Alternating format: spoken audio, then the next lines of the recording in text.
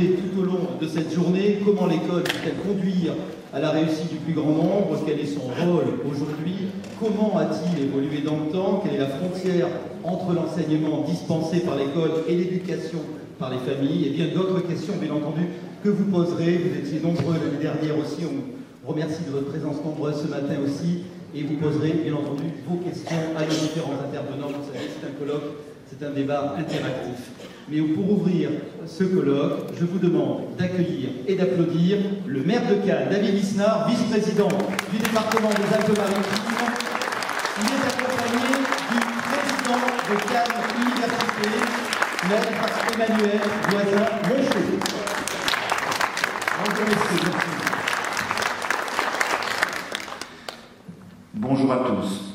Monsieur le maire, mesdames et messieurs les élus, mesdames et messieurs les conférenciers, les adhérents et les amis de Cannes Université, c'est avec un très grand plaisir que je vous reçois aujourd'hui pour le deuxième printemps de Cannes Université et de vous voir nombreux malgré le temps difficile et qui vous a amené ici pour cette journée qui va être enthousiasmante. Je reconnais parmi vous de très nombreux fidèles qui nous accompagnent dans nos manifestations depuis des années, mais aussi, et c'est pour moi un très grand plaisir, des têtes nouvelles qui nous rejoignent pour la première fois et qui vont apprendre à connaître Cannes Université. C'est la raison pour laquelle j'aurais voulu vous présenter très brièvement, en ouverture de ce colloque, notre association. Cannes Université a été créée il y a un peu plus de 30 ans, nous avons fêté cet anniversaire en 2015, par feu le professeur Voulant, pour lequel j'ai une pensée toute particulière aujourd'hui. Son idée, qui est devenue notre devise, apprendre tout au long de sa vie. C'est une très très belle idée. Et il en a fait une réalité que nous essayons de poursuivre aujourd'hui, en faisant bénéficier à plus de 1800 adhérents de 70 conférences toute l'année sur des thèmes aussi variés que la science, l'art, l'histoire, la philosophie, l'économie, d'une vingtaine d'ateliers allant de l'architecture à la littérature en passant par la préhistoire, d'une cinquantaine de cours de langue, où l'on peut apprendre à Cannes Université le japonais, le français pour les étrangers, le russe, le latin, le grec ancien, des voyages culturels et thématiques. Et puis, car cela manquait à notre panel, depuis l'année dernière, un grand colloque, une grande journée qui nous réunit tous ici au Théâtre Croisette, que l'on appelle le Printemps de Cannes Université. Vous nous excuserez au vu de la date et du temps, ce terme de printemps, mais le printemps il sera dans la salle. L'année dernière, et beaucoup d'entre vous étaient déjà là, nous avons réfléchi autour d'Hubert Reeves sur le thème « Dans quel monde voulons-nous vivre ?» Cette année, nous avons choisi un thème qui est tout aussi raccord, un thème qui est au cœur de notre maison, qui est l'ADN de l'université, l'éducation. Et une question qui est particulièrement brûlante, l'école y croit encore. Alors pourquoi une telle question ? Non, parce qu'aujourd'hui, il y a la énième polémique qui vient de naître autour d'une réforme de l'orthographe qui peut faire sourire certains, hurler d'autres. Non, parce que la France voit sa place monter ou descendre dans des classements d'université au niveau international, mais pour des choses beaucoup plus importantes d'après moi, parce que l'éducation est la seule richesse qui peut nous permettre de lutter contre les maux qui rongent notre société et assombrissent notre avenir. Cette institution, dont nous sommes si fiers, parce que nous sommes très fiers, à juste titre de notre école, est viscéralement associée à notre pays, et rien ne peut se faire sans elle. Sans éducation, il n'y a pas de progrès, sans éducation, il n'y a pas d'espoir. C'est donc l'avenir de notre jeunesse qui est au cœur du thème que nous allons aborder aujourd'hui. On va essayer de comprendre ce qui ne va pas, mais aussi ce en quoi il faut espérer pour notre école. Et durant cette journée, essayer une fois de plus répondre à la question de l'année dernière, dans quel monde voulons-nous vivre? L'avenir ne peut pas être dissocié de l'éducation, et pour parler de ce thème si important, nous avons des grands conférenciers. Des intervenants qui vont nous offrir un regard transversal sur la question. Elle est complexe, il faut l'appréhender sans a priori, sans manichéisme. À Cannes Université, et plus particulièrement dans ce colloque, nous voulons sortir des visions simplistes et réductrices dont nous abreuvent malheureusement souvent nos communicants et nos médias. Nous voulons réfléchir en prenant le temps de le faire, c'est pour ça que nous souhaitons que ce soit à travers une journée, le faire en nous donnant la peine de le faire, mais aussi le plaisir de le faire. Le plaisir est quelque chose d'important à l'université. La culture, l'éducation, apprendre est associée au plaisir, et ce n'est pas pour rien que le thème de notre année est les joies de vivre. Nous allons travailler, mais nous allons aussi prendre plaisir à ce travail aujourd'hui.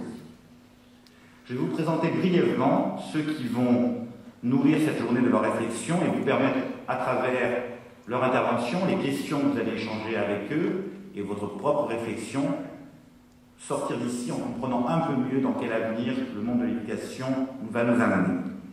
Alors tout d'abord, Madame Laurence Vanin, docteur en philosophie politique et épistémologie, essayiste. C'est une de nos intervenantes et que l'on remercie pour la qualité de ses interventions régulières à l'université, des conférences très appréciées. Nous entendrons aussi M. Yvan Gastaud, un autre de nos conférenciers habituels et extrêmement appréciés, maître de conférences en histoire contemporaine. Il va, lui, à travers l'épopée des 8 serments de la République, nous donner les cartes pour appréhender le sens politique de l'éducation. Alors ce choix des 8 serments de la République me permet de rendre un bref hommage à l'ancien directeur de l'université, Marc Liotto, aujourd'hui à la retraite, qui pour des raisons familiales ne peut pas être avec nous, et qui est à l'origine de ce titre, et pour ceux qui le connaissent, vous comprendrez pourquoi, qui est au cœur de ces réflexions. Nous entendons ensuite M. Daniel Orban, docteur en droit, qui va disséquer le rapport complexe entre enseigner et éduquer, et cette question, vous allez le voir rapidement, est au cœur de ce thème. Ce rapport compliqué et important qui dépasse le sens strict de l'école. Nous entendrons aussi un autre de nos conférenciers stars, nous n'avons que des stars aujourd'hui, de quelle université, M. Patrick Robert, docteur ès lettres et sciences humaines. Il va nous expliquer le rôle, mais au-delà du rôle, l'urgence de l'éducation philosophique.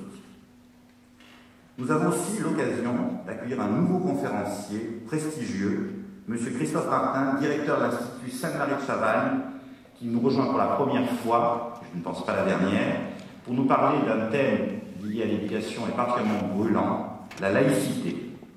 Il y a quelques jours encore, le pape François a évoqué ce qu'il pensait de la laïcité en France, sujet de réflexion certain, et il va nous aider à mieux comprendre cela et mieux réfléchir à cela. Et enfin, j'en termine, mais c'est le plus important, par celui qui a accepté d'ouvrir ce matin nos débats, qui incarne avec force et panache cette question d'éducation sur laquelle il réfléchit, écrit et travaille depuis des années et à de nombreux titres, puisqu'il est à la fois philosophe, écrivain et ancien ministre de la Jeunesse, de l'Éducation et de la Recherche, M. Luc Ferry. M. Luc Ferry, nous vous remercions de votre présence parmi nous et d'avoir accepté de participer à notre manifestation. Au-delà, je vous remercie aussi de le faire, et c'est la marque des grands esprits, avec cette simplicité et cette bienveillance qui vous caractérise. Cette bienveillance, ce regard positif et constructif, puisque nous sommes là pour être constructifs aujourd'hui, se retrouve dans le titre même de votre intervention, l'éducation, un tremplin pour la réussite. Tous ces intervenants vont être pris en charge et brillamment coachés par notre talentueux et fidèle ami Philippe Muller, journaliste à Cannes Radio. Cette année à nouveau, il a accepté de nous rejoindre et j'en remercie énormément, c'est un très gros travail et c'est très important d'avoir un animateur de cette qualité. Je ne peux pas terminer cette allocution, j'espère brève, sans remercier, et j'espère n'oublier personne, ceux qui ont permis par leur travail la réalisation de ce deuxième printemps de l'université. Un grand merci à toute notre équipe, à nos bénévoles, qu'ils soient ou non au conseil d'administration, pour leur énergie si positive. Ils étaient présents dès 7 h du matin. Merci aussi et surtout à Annick, Catherine et Véronique, qui ont démontré une fois de plus leur efficacité souriante. Merci à Mariam Coustagiro, notre nouvelle directrice. Pensez à elle, c'est son baptême du feu. Elle a relevé avec brio ce défi, qui est le premier d'une très longue série. Et merci à notre partenaire, sans qui rien ne serait possible, la ville de Cannes. Alors, monsieur le maire, vous me permettrez, avant de parler de vous, de remercier particulièrement notre adjointe tutelle, madame le recteur José Natuel, qui, comme vous l'imaginez, du fait de son parcours professionnel, a été d'une grande aide pour réaliser ce colloque sur l'éducation. Et à tous seigneurs, tout honneur, j'en finis par vous, monsieur le maire. Depuis toujours, vous nous faites confiance. Vous nous aidez dans cette grande œuvre de culture et d'éducation qui est notre mission à l'université. Et en plus, vous nous faites, comme d'habitude, malgré un emploi du temps très chargé, le plaisir d'être parmi nous pour venir nous présenter ce colloque et nous vous en remercions énormément. Monsieur le maire, pour votre confiance et pour tout ce que vous faites pour Cannes Université, merci beaucoup.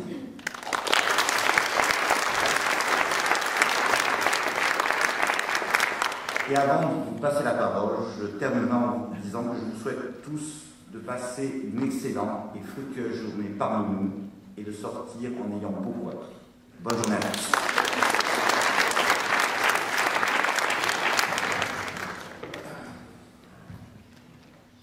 Toujours régler les micros. Ça vous dérange, si c'est pas bien. Monsieur le ministre, cher Luc Ferry, Madame le recteur, ma chère adjointe, chère Josiane Mutuel, qui a accueilli le ministre tout à l'heure, elle a déjà commencé par l'engueuler. Je vous dirai pourquoi après. Mais je vois que c'est la nature revient au galop. Monsieur le Président, mon cher maître, cher Emmanuel, Madame la directrice, chère Marianne, je suis heureux de voir à quel point cette directrice que je me suis permis de vous proposer, puisqu'elle excelle aussi, plus assez souvent, à la ville de Cannes, puisqu'elle est accaparée par Cannes Université, mais en tout cas répond à vos attentes. Mesdames, Messieurs les conférenciers, évidemment, Mesdames, Messieurs et mes chers amis, oui, la ville en tant qu'institution et le maire, non pas que je parle de moi à la troisième personne, mais en tant qu'institution aussi, en tant qu'acteur local, fait confiance à Cannes Université et à titre personnel, je vous fais confiance et je suis heureux d'être là. Puisque nous parlons de joie de vivre, de recherche du bonheur, de recherche de la vie bonne, cher Luc Ferry, et moi, ce moment-là, c'est un moment de vie bonne dans ma journée. Et je reviendrai tout à l'heure sur Luc Ferry, mais cette présence, ce soutien de l'institution, cette présence personnelle, c'est d'abord pour marquer le respect que je porte, Monsieur le Président, à Cannes Université, que le partenariat qu'apporte la ville de Cannes, à Cannes Université, l'estime qu'individuellement je vous adresse, mais c'est aussi très intéressé. C'est très intéressé parce que dans une société emplie de potentialités, où les talents s'entrechoquent, mais une société qui parfois, sans faire d'anthropomorphisme, a une espèce de plaisir morbide à cultiver le négatif. Lorsqu'on a fait le choix de s'engager dans la ville, dans la cité, on se doit de cimenter cette vie dans la cité. Et ce ciment, ce catalyseur, ce stimulant, ce rassembleur, doit être évidemment le savoir et le partage du savoir. C'est pourquoi Cannes Université répond à un objectif majeur pour Cannes, mais s'inscrit dans une démarche profonde, qui, je crois, a valeur de modèle à l'échelle nationale. Apprendre tout au long de sa vie.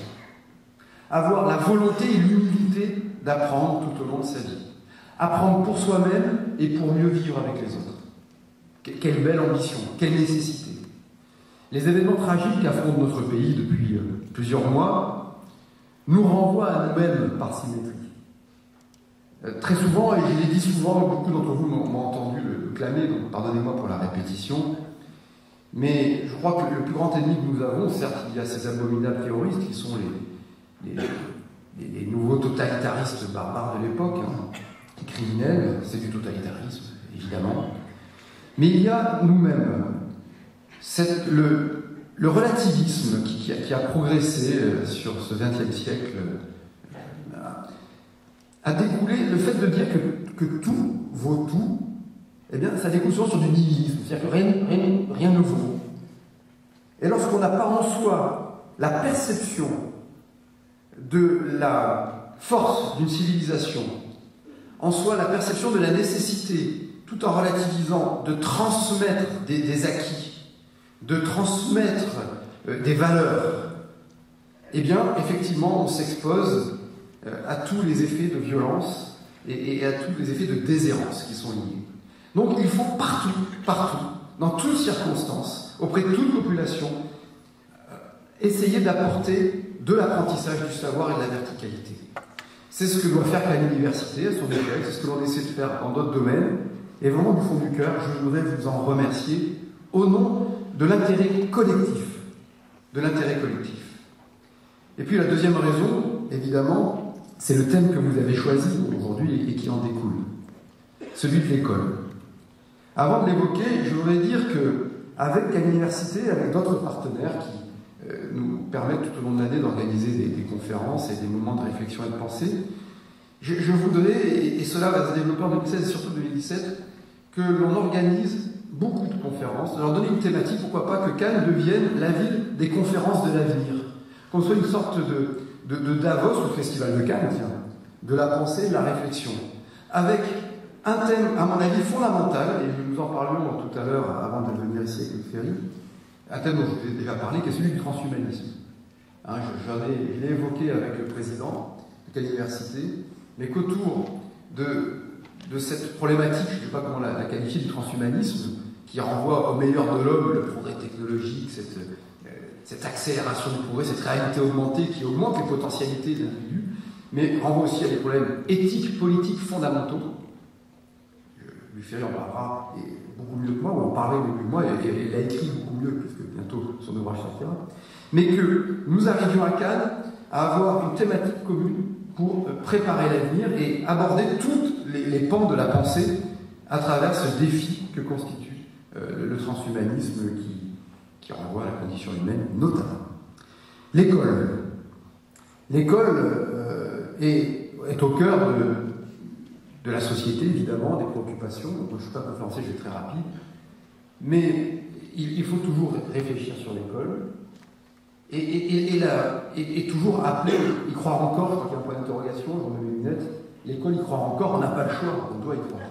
Voilà, je ne sais pas quelle sera votre conclusion à toutes et tous, mesdames, messieurs les conférenciers, je les salue, mais on n'a pas le choix, il faut y croire. C'est comme le matin, comment vous allez bien, monsieur le maire? Oui, je vais bien, je n'ai pas le choix. Et donc y croire encore parce que l'école est fondamentale pour l'apprentissage des savoirs. Mais l'école, se poser la question de croire encore, ça renvoie à une exigence sur l'école, quel type d'enseignement. Je suis de ceux, je ne sais pas si c'est réactionnel ou conservateur, qui pensent que l'école doit être avant tout le lieu de l'apprentissage des fondamentaux. Qu'on ne peut pas être virtuose de piano si on fait passer gamme. Voilà, qu'avant de créer, il faut intégrer des contraintes, des règles et des savoirs fondamentaux. Et que l'école, c'est certes l'horizontalité de l'échange entre enfants ou entre enfants et enseignants, mais c'est avant tout le lieu d'une verticalité d'apprentissage. Que l'apprentissage est une exigence, ça passe par la verticalité, ça passe par la transmission. Et donc par la reconnaissance d'une figure d'autorité que doit être l'enseignant. Mais l'école, l'exigence que l'on porte à l'école, on attend beaucoup de choses de l'école, elle renvoie par symétrie à une exigence aussi sur les familles. Qu'est-ce qu'on attend de l'école? Quand je vois des termes, et ça, j'ouvre un débat, mais l'éducation morale, moi je me méfie beaucoup. Je pense que l'école doit apprendre du savoir, le savoir n'est jamais neutre, doit apprendre la raison critique, quelle belle expression, la raison critique. La morale, c'est avant tout, me semble-t-il, mais on n'est pas obligé de partager cette opinion, c'est du ressort des familles, une verticalité familiale. Donc, l'école y croit encore pour l'interrogation? Oui. La famille y croit encore? C'est pour moi consubstantiel à cette question, qui est un autre lieu d'apprentissage de sociabilité et dans un autre domaine que celui de l'école. Donc poser la question de l'école, c'est poser la question de la famille, pour ouvrir un thème. Et puis enfin, plaisir d'être parmi vous, parce que ça me donne l'occasion de faire un peu de propagande municipale, rapide, et vous dire que, à notre petit niveau, lorsque la réforme des périscolaires nous a été imposée de façon absolument scandaleuse par l'État, par voie de décret, donc on a habillé ça de façon scientifique, mais en fait c'était simple, l'État en faillite, 2 000 milliards d'euros de déficit public, de dette publique, un déficit encore 75 milliards, donc essaie de transférer la charge sur les autres, les ménages, les contribuables et les collectivités. Donc l'État qui accompagnait les enfants, qui les prenait en charge financièrement jusqu'à 16h30 et 17h, maintenant les prend en charge jusqu'à 15h30. Voilà. C'est ça la réforme de l'école scolaire. Et donc c'est aux mairies et aux parents d'assumer le reste. C'est les mêmes, la mairie et les parents sont les mêmes, ça s'appelle les contribuables locaux. Le coût pour la ville de Cannes, c'est 1 200 000 € pour le périscolaire, de la seule réforme de l'école scolaire. On a essayé, au-delà des ateliers de macramé traditionnels, d'apporter quelque chose que l'on expérimente et qui fonctionne très bien. Et c'est là que je voulais en venir, puisque dans nos écoles, aussi bien maternelles qu'élémentaires, sur le périscolaire, nous avons, outre les cours, les lycées municipaux qui viennent expliquer aux enfants ce qu'est l'incivisme, en quoi il faut lutter contre l'incivisme. Et puis un jour, on ira vers de la lutte contre l'incivisme à la citoyenneté, c'est un autre débat. Eh bien, nous avons organisé des cours d'apprentissage, alors il ne faut pas dire le terme parce que l'éducation nationale m'en voudrait, d'apprentissage, d'approche du grec et du latin. Avec, à travers, vous pouvez applaudir les enseignants qui le font, essentiellement, les étudiants en latin, les professeurs agrégés en grec, et à travers notamment l'étymologie, à travers les mots qui nous entourent pour le latin, bref, d'apprendre, de comprendre cet apport considérable de la civilisation grecque et romaine et latine, et de comprendre le sens des mots. Il n'y a pas d'intelligence sans précision sémantique. Camus, on fait dire à Camus, je ne sais pas s'il a dit vraiment que mal désigner les choses, ça ajouter du malheur au monde, on la cite souvent, c'est vrai, c'est bien, mais c'est vrai, c'est tellement vrai. Donc l'étymologie. Et je suis très heureux qu'à Cannes, et c'est complet, il faut que nous arrivions à développer cela. Les cours sont complets, on apprend, et à travers le grec, vous vous rendez compte, ça renvoie à la tragédie. On a créé l'année dernière les prix Jacqueline de Romilly. Il faut rendre toujours hommage à cette grande figure helléniste. Et là aussi, ça casse des clichés. Dans des parents de quartiers difficiles, de milieux modestes, inscrivent leurs enfants dans l'école publique à un apprentissage du grec et du latin. Et ça, c'est beau. C'est à Cannes, et c'est seulement à Cannes, pour l'instant. Et puis, il y a fil à l'école, fil d'un subtil jeu de mots, que peut comprendre que celui qui a fait un peu d'étymologie. PH, fil à l'école, cours de philosophie, donc cher Patrick Robert, qui sont de gain d'apprentissage de la philosophie, de l'exercice de la raison critique, du débat, de l'acceptation de l'opinion de l'autre, de la tolérance, bref, de l'esprit de démocratie et de république. Voilà ce que l'on fait, entre autres, dans nos écoles, et que je souhaitais exprimer ici. Et le troisième élément, c'est bien sûr d'accueillir tous les conférenciers que je salue avec admiration et respect, et d'accueillir bien sûr Luc Ferry. Luc Ferry n'est pas que ce passionné d'automobile. Il est aussi enseignant, certes, mais surtout philosophe. Au-delà de ce que renvoie à notre intimité de vie Luc Ferry, puisqu'il a accompagné beaucoup de nos déplacements grâce au CD édité par le Figaro. Luc Ferry a une recherche permanente de ce qui constitue la définition de la philosophie, la base de la philosophie, la recherche de la sagesse, de la vie bonne. Comment on vit bien. C'est appréhender la mort, mais c'est aussi savoir savourer la vie. Et à ce titre, je voudrais remercier du fond du cœur Luc Ferry de nous apporter une énergie positive permanente. Je parlais de ces humanités que l'on essaie d'inculquer à l'école à Cannes. Ces humanités doivent être la base d'un nouvel humanisme qui doit constituer, au-delà ou après ou à côté des religions, une forme de transcendance, de bonheur spirituel des individus, sans lequel il n'y a pas de collectivité épanouie. Il faut donc lire Luc Ferry, il faut écouter Luc Ferry, donc je vais me taire, c'est une bonne nouvelle pour vous. Et je voudrais vraiment le remercier du fond du cœur, de sa présence, de ses présences futures. Je lui ferai bientôt des propositions, je vais maturer un peu ce qu'on s'est dit tout à l'heure, et de nous aider à, sans jamais jargonner, comme tous ceux qui ont la pensée claire, de nous aider à être meilleurs, et donc à rendre la cité meilleure. J'en aurais fini de mon introduction. Merci à vous.